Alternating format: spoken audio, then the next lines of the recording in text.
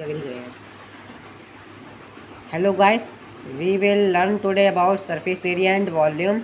आज हम surface area और वॉल्यूम का पूरा कॉन्सेप्ट एक वीडियो में सीखने वाले हैं।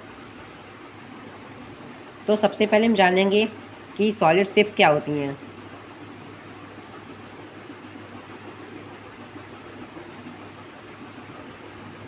ऐसी कोई भी 3D शेप जिसके पास मास हो और वो कुछ स्पेस ऑक्यूपाई करे उसे हम सॉलिड शेप कहते हैं। इसके पास लेंथ होगी, ब्रेथ होगी और हाइट होगी। For like example cube, cuboid and etc। हम दूसरी चीज़ पढ़ने वाले हैं कि सरफेस एरिया होता क्या है आखिर। अगर हम किसी भी ऑब्जेक्ट का उसके टोटल सरफेस एरिया का अगर हम उसे ऐड कर दें तो उसे हम सरफेस एरिया कहते हैं। अगर हम इसे कहना चाहें तो if you add area of all surface of any solid shape, ये हमारा जो सरफेस एरिया होता है वो दो कैटेगरीज में बनता है। पहला होता है हमारा TSA और दूसरा हमारा होता है CSA। जो TSA होता है उसमें हम टॉप और जो बॉटम होता है उसे हम इंक्लूड कर देते हैं।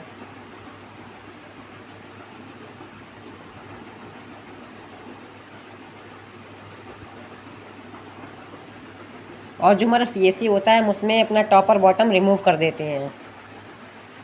तो नेक्स्ट चीज़ हम पढ़ने वाले हैं कि सरफेस एरिया में या CSA में हम सिर्फ 4 वॉल्स लेते हैं। जैसे कि हमारे पास कोई क्यूबॉइड है और हमें उसका CSA निकालना है तो हम उसका जो टॉप और बॉटम है हम उसे निगलेक्ट कर देते हैं।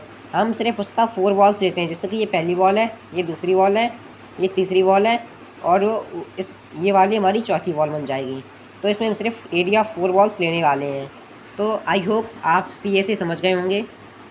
सो moving to the next topic, अब हम पढ़ेंगे वॉल्यूम क्या होता है।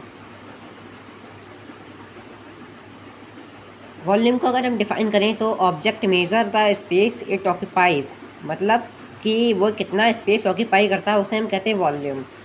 और वॉल्यूम और कैपेसिटी में अंतर क्या है आज हम आपको बताते हैं। कैपेसिटी उसके पास कितनी जो अंदर अपना कितना सामान बल सकता है उसे हम कहते हैं कैपेसिटी। जैसे कि मेरे पास कोई एक बॉटल है वो 250 ml वाटर कंटेन कर सकती है तो हम उसे कहेंगे ये इसकी कैपेसिटी है। और जो वॉल्यूम है वो कितना हमारा जो इंटीरियर स्पेस है वो एकोमोडेट कर सकता है, हम उसे वॉल्यूम कहते हैं। वॉल्यूम की जो यूनिट होती है वो उसे हम कहते हैं unit cube. For like example जैसे कि मीटर क्यूब और etc।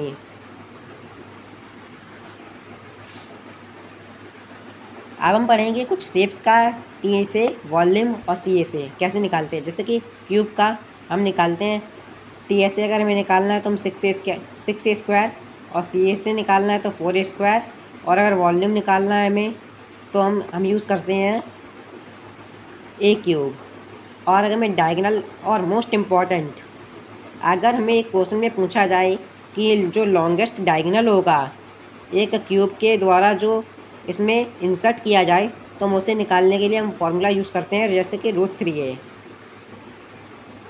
सो आई होप आज के लिए इतना ही और अगला हम पढ़ेंगे नेक्स्ट वीडियो में। So thank you.